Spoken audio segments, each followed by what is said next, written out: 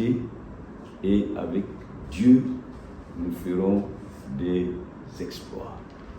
Alors, très rapidement, nous pouvons retenir deux aspects à travers ce texte. Le premier aspect, c'est la forme négative. Ça veut dire, sans Dieu, nous ne pouvons pas faire des exploits. Sans Dieu, nous ne pouvons pas avoir la victoire dans nos combats. Sans Dieu, nous ne pouvons pas vaincre nos ennemis. Et c'est une vérité que nous enseigne la Bible, de Genèse jusqu'à Apocalypse. Nous pouvons simplement prendre un exemple des enfants d'Israël dans les livres de Nombre, chapitre 14, versets 43 à 45. Là, si nous lisons ce texte, nous allons nous rendre compte que les enfants d'Israël étaient partis faire la guerre aux Cananéens et aux Amalécites. Et la Bible nous dit qu'ils ont été battus à plate couture, puisqu'ils ont été taillés en pièces et ils ont pris la fuite jusqu'à Orma.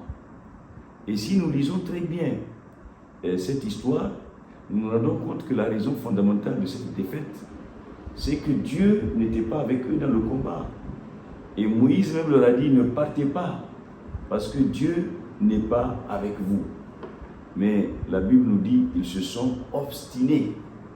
Ils ont endurci leur cœur, ils ont fait le forcing, ils sont partis et ils ont été défaits. Ils ont été vaincus parce que Dieu n'était pas avec eux. D'ailleurs, dans ce même texte, nous réalisons que l'arche de l'Éternel n'était pas sortie, était restée au camp. Or, l'arche symbolise la présence de Dieu. Donc, Dieu n'était pas avec eux sur le terrain de combat. Et deuxième élément, Moïse, le serviteur de Dieu, le prophète établi par Dieu, l'homme de Dieu, n'était pas non plus sorti pour aller avec eux. Donc, ils étaient allés sans Dieu et ils ont été vaincus. Donc, effectivement, sans Dieu, il n'y a pas d'exploit. Mais maintenant, voyons l'autre aspect, la forme positive. C'est celle que David nous a révélée en disant, avec Dieu, nous ferons des exploits. Et là également, en parcourant toute la Bible, on se rend compte que chaque fois que Dieu est avec les enfants d'Israël, chaque fois les enfants d'Israël ont remporté la victoire. Ils ont écrasé leurs ennemis. Et chaque fois qu'un enfant de Dieu fait un combat, quel qu'il soit, tant que Dieu est avec lui, il arrive toujours à triompher et à vaincre. Nous pouvons prendre rapidement l'exemple de Jéricho, de la prise de Jéricho, qui était réputée être une ville imprenable à cause des épaisses murailles, qui étaient infranchissables et qui étaient insurmontables et qui étaient invincibles. Mais comme Dieu est avec Israël, Israël n'a même pas pris les chars, Israël n'a même pas pris les armes lourdes, Israël a fait seulement quelques tours de la ville en poussant des cris et les murailles se sont écroulées, effondrées d'elles-mêmes. Et les habitants sont devenus la proie facile des soldats d'Israël qui les ont vaincus, complètement réduits à néant. Et la ville même a été dévouée par interdit. Comment des murailles épaisses qui ont été invincibles jusque-là, en quelques secondes vont s'écrouler? Mais parce que Dieu était dans le combat et c'est la main de Dieu qui les a anéantis. Là, nous voyons qu'avec Dieu, d'ailleurs, rien n'est impossible. Mais je crois qu'on peut terminer avec un dernier exemple très encourageant du combat, si vous voulez, entre David et Goliath. Et c'est un combat, je peux dire, très passionnant, un combat très commenté et connu de tous. Pourquoi? Mais parce que c'est un combat entre deux adversaires vraiment de taille différente et qui, selon tout pronostic, donnait David comme vaincu. Pourquoi? Parce que Goliath, son adversaire, qui est un Philistin, est un homme géant.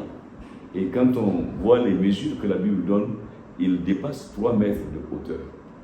Et également, il est bien armé, il a une armure solide que des armes ordinaires ne peuvent pas vaincre.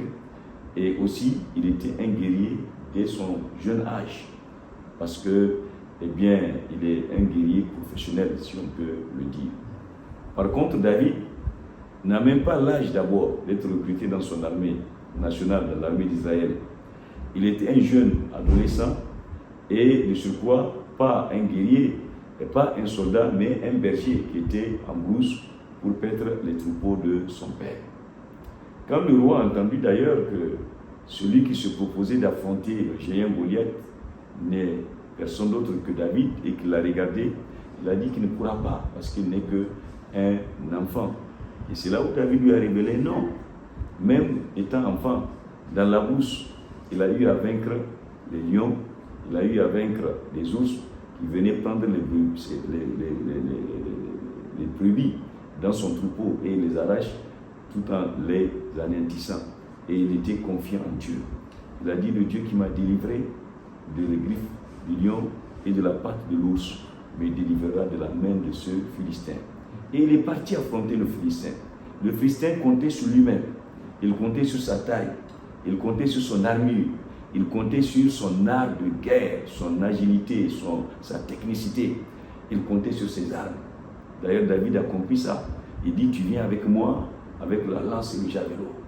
Et il comptait vraiment sur tout ça, sur tout son savoir-faire. Mais David était dans une autre dimension. Il lui a dit, moi, je viens vers toi au nom de l'Éternel des armées. C'est-à-dire, je ne compte pas sur moi dans cette guerre, dans ce combat, mais je m'appuie sur l'Éternel et je compte sur l'Éternel. Et déjà avant le combat, il sait que quand Dieu est avec lui, il va avoir la victoire. Il a prophétisé, il a proclamé qu'il va couper la tête du géant Goliath et livrer sa chair en proie aux oiseaux du ciel. Et c'est ce qui était arrivé. Avec une seule pierre, il a réussi à terrasser le géant Goliath. Cependant, nous pouvons noter qu'il y a quand même un secret. Le secret, c'est qu'il a fait ce combat au nom de l'Éternel et l'Éternel était avec lui. Nous aussi, nous sommes dans un combat pas contre la chair et le sang, mais contre les dominations, contre les esprits méchants, c'est-à-dire contre Satan et son armée. Humainement parlant, le combat est déséquilibré parce que Satan, c'est un esprit, nous ne le voyons pas, les démons sont des esprits. Mais nous savons que nous ne faisons pas ce combat à notre propre nom, mais nous faisons ce combat dans le nom de Jésus-Christ. Et avec ce nom puissant de Jésus-Christ de Nazareth, le nom qui donne la victoire, nous allons vaincre l'ennemi. Parce qu'en ce nom, non seulement les malades sont guéris, mais les démons même sont chassés. Et ce matin, j'aimerais que nous puissions nous appuyer sur le nom de Jésus pour rendre grâce à Dieu. De ce que dans toutes choses, il est avec nous, il nous donne la victoire. Et ce nom, quand nous l'invoquons, nous avons aussi la réponse à nos prières. Parce que Jésus a dit, tout ce que vous demanderez en mon nom, je le ferai. Et je crois qu'au niveau de ces mêmes Niger, nos combats, nous le menons au nom de Jésus. C'est pourquoi je peux proclamer déjà que nous aurons toujours la victoire dans le nom de Jésus. Amen. Bénissons le Seigneur ensemble. Notre Dieu, notre Père, nous voulons te dire merci.